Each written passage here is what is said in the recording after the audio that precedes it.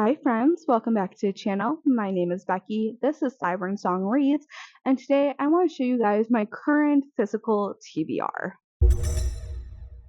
So I mentioned before in a previous video that most of my current physical books are not in my apartment, they're in storage at my mom's house. So I have a very limited physical TBR in my apartment, mostly due to the limited space in my apartment.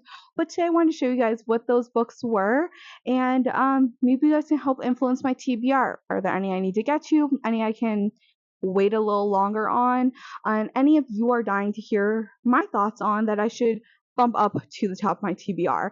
So let's go ahead and dive right in. And I do have the books slightly organized into some of the last YA books that I have, since I mentioned that I am slightly aging out of that genre, but I still read a few, so I still have a few that seemed very interesting. Then I have some romance books, specifically Katie Roberts books. I was on her Patreon for the last year and a half, so I still have a few titles from the tier that I had got new books in the mail every month. And the other ones are kind of a mix of mystery thriller and some other adult books. There's some horror in there, there's some fantasy in there, there's some thriller in there. There's kind of like a mix. It's kind of like the rest. Like I mentioned, I have 5 Katie Robert books. 4 of them I got from her Patreon, and one of them is a special edition bind up. So let's start with the first one is Hunt on Dark Waters. I think this is a witch pirate romance, but there's other fantastical creatures in here as well.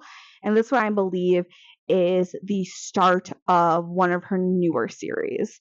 The main blurb here says, a stern captain meets his witchy match in this captivating first fantasy romance novels in the Crimson Sail series. Okay, there it goes. So, Captain, pirate, witch. I know she has a vampire ex, so I'm assuming it's urban fantasy, but there's this one. And then we have To Kidnap a Princess.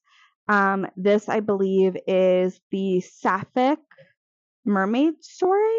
Yes, I think this is the Sapphic pirate mermaid story. So this one says, it's been 10 years since the love of Juliet's life sailed away and never looked back.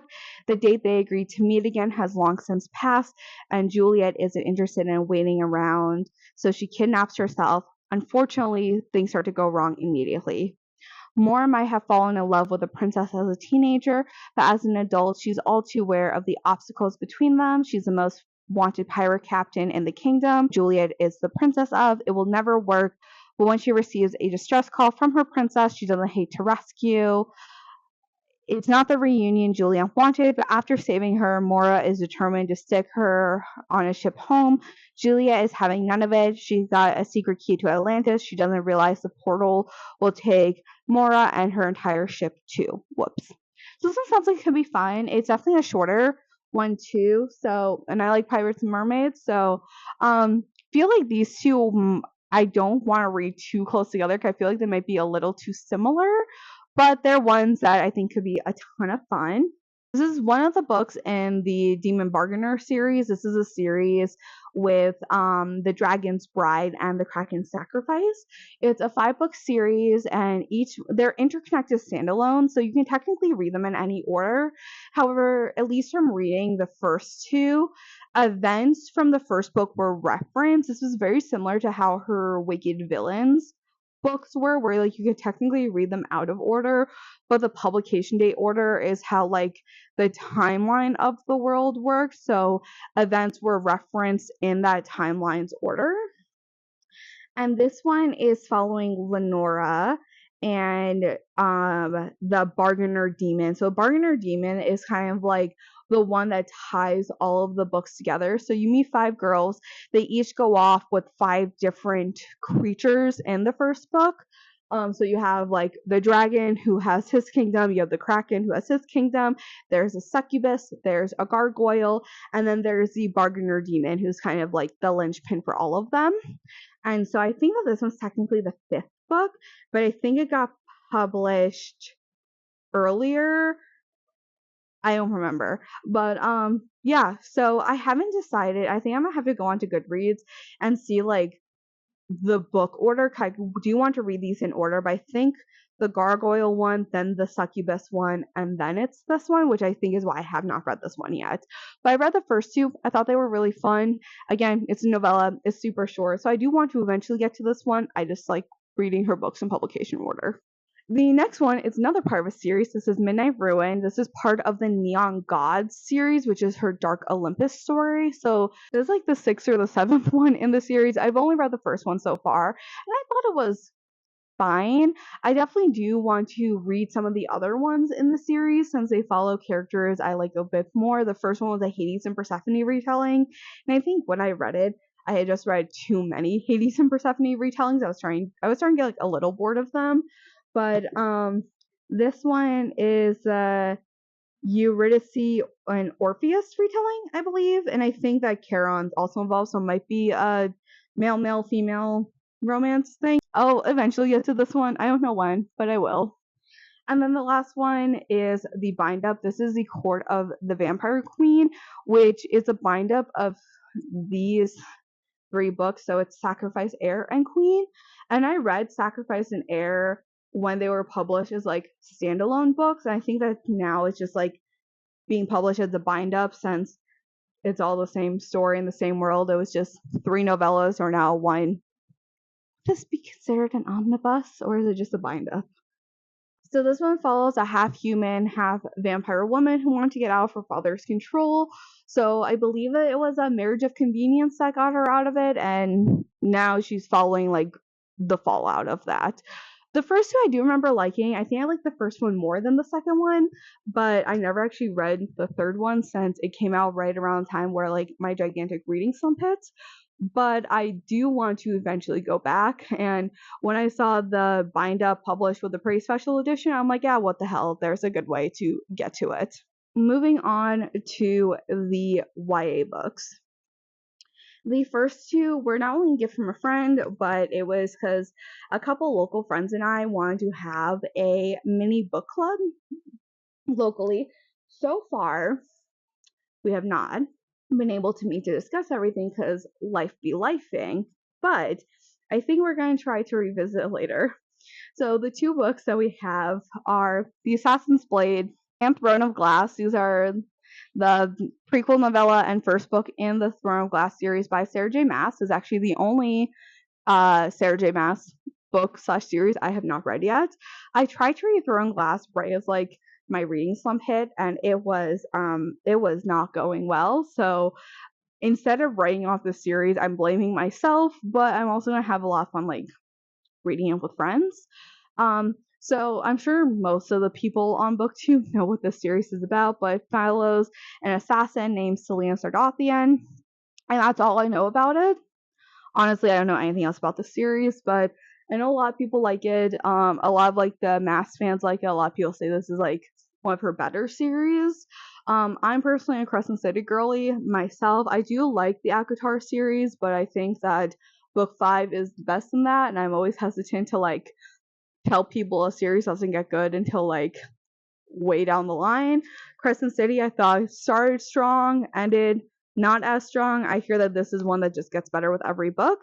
Though I heard that like, oh, was it? It's either Heir of Fire, Queen of Shadows that everyone hates, but until it gets good after that.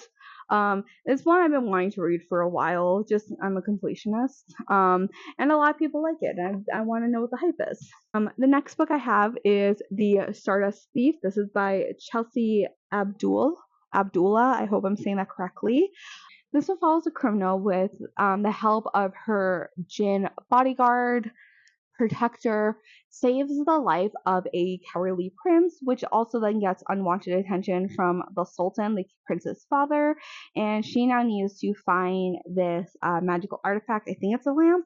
So she needs to find this magical lamp, and then she finds out more about her past, gets into this world of like magic and secrets she didn't know about. It gives me the vibes of being like an Aladdin or a Thousand Arabian Nights retelling, with like an extra magical twist. I'm very intrigued, so it's one that I'm excited to get into. The next two books are also part of series, and that is The Night Country by Melissa Albert, and then Tales from the Hinterland, also by Melissa Albert.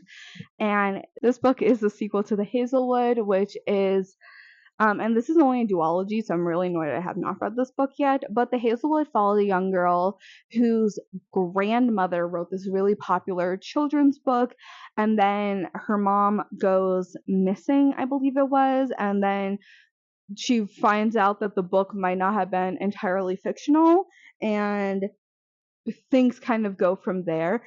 And I remember really enjoying the first half of the first book, not the second half as much. But the part I enjoyed the most was reading some of the short stories from this children's book. So this is the conclusion for what happened. I will definitely have to reread the first book because it's been too long. I don't remember the details. But it's a duology and I just want to complete the story. But this was also published with the popularity of the first book, and this is the in-universe children's book that her grandmother wrote. So this has all of the short stories in here, and since that was the part I enjoyed the most from the first book, I wanted to get my hands on this, and I'm really excited to actually dive in and read these and see what I think about them. I think I want to read this after I finish the duology though, because I don't think there's going to be any spoilers, but just in case. And then one area I have been still enjoying, despite the fact that I've kind of aged out of YA, is I have still been enjoying YA horror books. So I have two of those. The first one is House of Hollows. This one is by Crystal Sutherland. And this one follows three girls who, as children, disappeared and then came back, and some things were different and some things were weird. And now, as our main character Iris is getting older, she's trying to live a normal life. However, one of her older sisters goes missing. So she thinks that she has to kind of go back, kind of relive the secrets of her past and find out what happened all those years ago as a way to get her sister back. I think this one could be really fun. I've heard really good things about this book. So I'm excited to dive in. And then the other YA horror book I have is Don't Let the Forest In. This is by CJ Drew. This one follows Andrew, who is a boy that loves getting lost into twisted fairy tales, and his only friend is a quiet, more reclusive artist named Thomas, a young boy who loves to draw different creatures and always seems to have ink on his hands. One day, Thomas's abusive parents appear to go missing, and he comes back with blood on his sleeve. And Andrew doesn't know what's going on, and Thomas really isn't talking to him. So one night, he follows him into the Forbidden Forest to find out that some of Thomas's drawings have come to life. And now, to help his friend and make sure no one else gets hurt, he finds himself having to battle different monsters. I think this one sounds really cute and really interesting. I believe that there is a male-male romance in this one, and I'm really excited to dive in. That one sounds like the perfect creepy read, so I'm hoping to read it either as we're starting to get into spooky season or just when I want the spooky season vibes. The last two books I admittedly don't know a ton about. It is The Silver Kiss by Annette Curtis Claus and Blood and Chocolates, also by the same author. These were given to me by one of my friends. Her name is Beth, and she said that these were some of her favorite books growing up.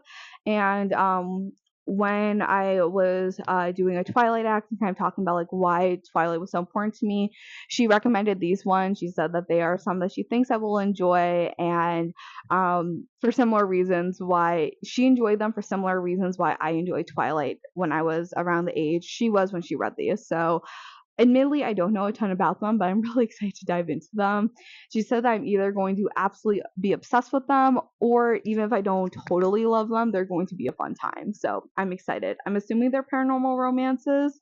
So I'm really excited to read more. The last stack of books I have here are my adult books that are a mix of horror, romance, fantasy, thriller. So let's get into this last stack. So the first one my friend gave me for my birthday, it's one of her favorite books, and it's called My Year of Rest and Relaxation. This is by Otessa Moshfegh. I hope I'm saying that correctly.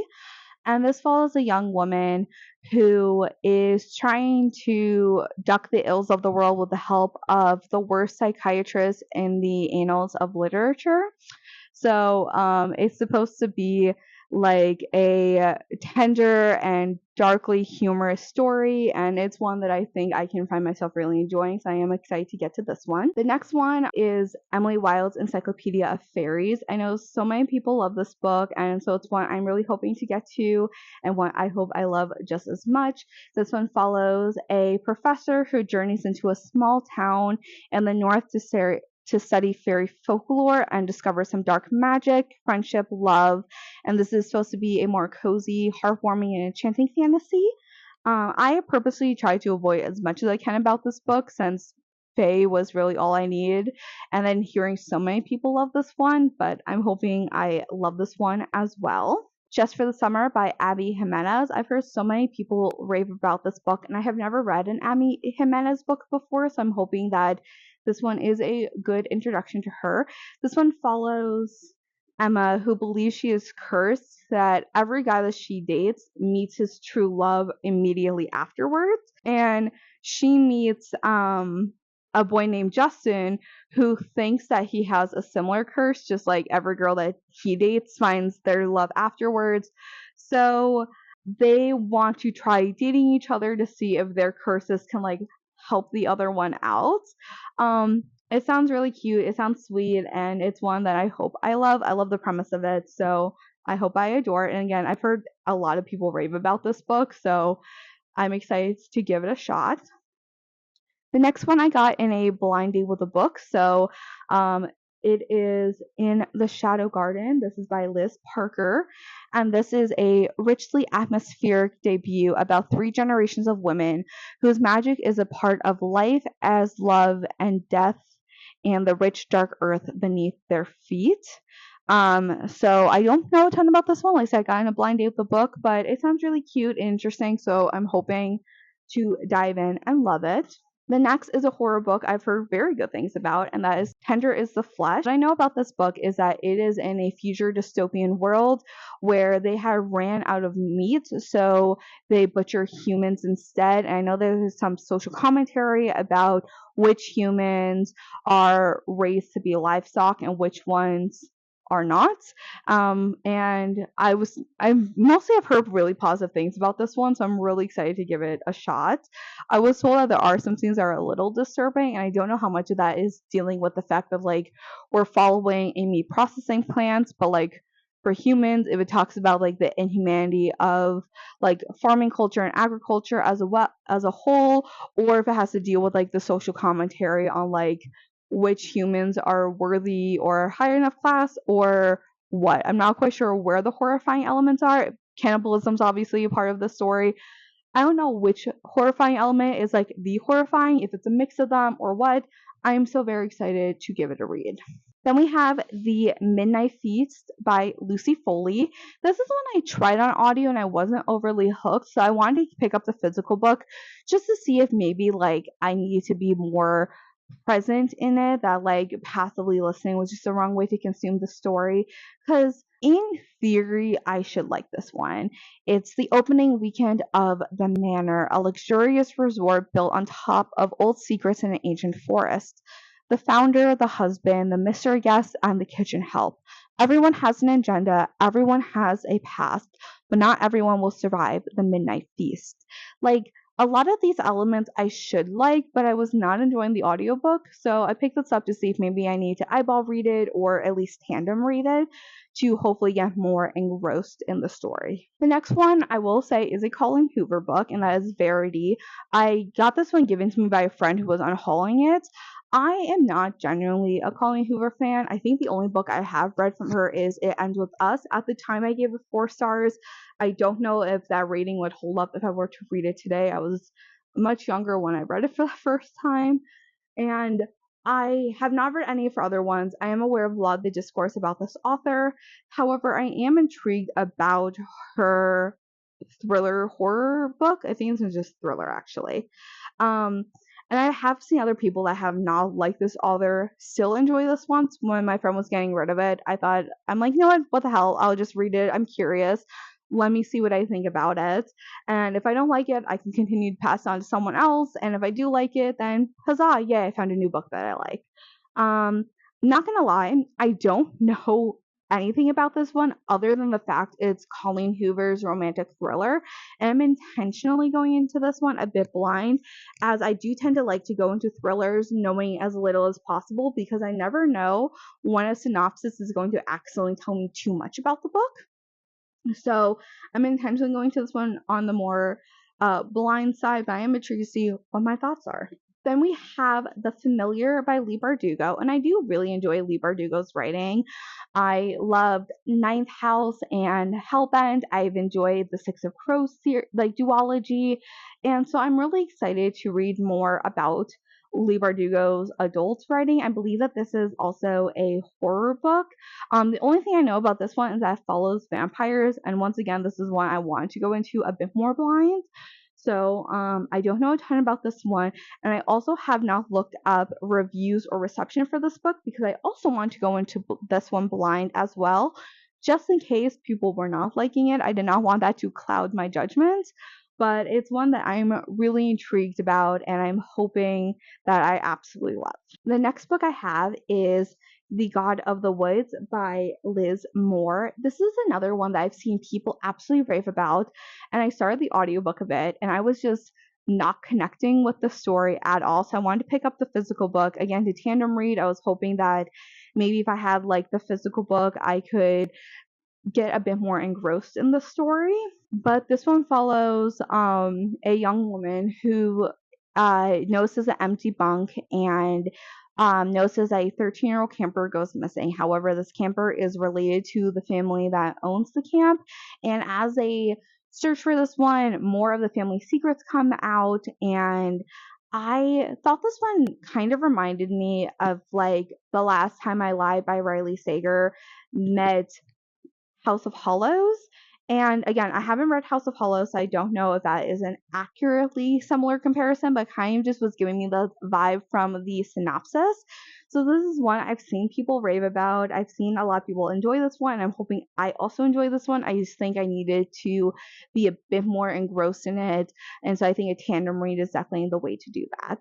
And the last book I have on my physical TBR, at least until my book of the month box comes later this week, is You Belong Here by Megan Miranda. And this one follows a woman whose roommate was the prime suspect of a crime that was committed when she was in college, and she opted not to finish her degree there. She transferred and went to another school. However, now her daughter is going back to the school, and as her daughter is going there, shenanigans happen, and now she has to kind of figure out how her past is connecting to the present. It was, you can see a theme. It's very similar to House of Hollows. It's similar to God in the Woods. I definitely have a type when it comes to thrillers. I did not realize how similar these ones were until I was getting this video ready. But it's one that I'm hoping I can really enjoy. I started the first little bit of the audiobook, and kind of like God in the Woods, I wasn't immediately like hooked, but I'm hoping it was just like a timing thing. I just like wasn't as in the mood for it, and that like a tandem read is the way to go. I do want to give it a chance again because I have for the most part heard pretty good things about this one since it has come out. It only came out the end of July, so it's been out for like a week now, but from people that either got it early through book of the month or has read it in that week since its release, I've heard pretty positive things, so I'm excited to give it a shot. But those are the current physical books that I own right now. Let me know if there's any you have read and your thoughts on them. Let me know if there's any I need to like prioritize over others. Let me know if there's some that like weren't your favorites. Let me know if there were any that you want to know my thoughts on. Help me decide which ones to get through. But that's everything I have for this video. Thank you all so very much for watching. If you enjoyed this video, if you want to get more bookish content from me, don't forget to like and subscribe on your way out. I do have a few other videos up on this channel, so make sure you check out one of those before you go. And for right now, that's everything I have. But thank you all so very much for watching, and I will see you all in the next video coming very soon. Bye!